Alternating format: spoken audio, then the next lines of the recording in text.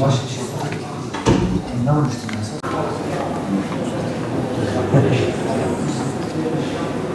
Çıkar şişe.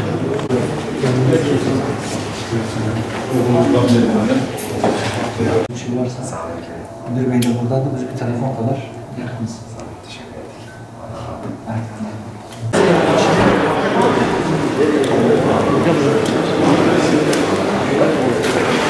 İyisiniz inşallah.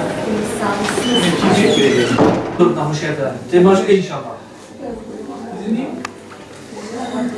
Enfeksiyon hastası. Enfeksiyon olmuş. İsmi? Niye?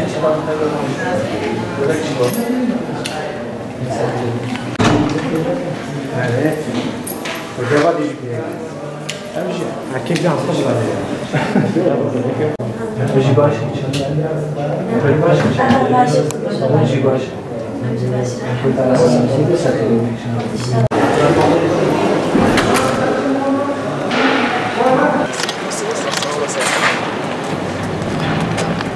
Küçük bir sınıf normalde burası okulda öğretmenler odası ya da müdür yardımcısı odasıymış. Sekreter odasında olan biz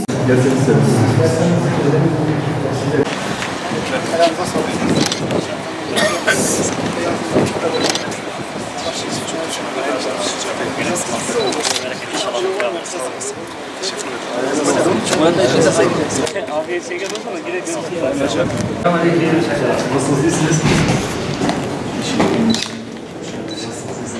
Başkanım hoş geldiniz.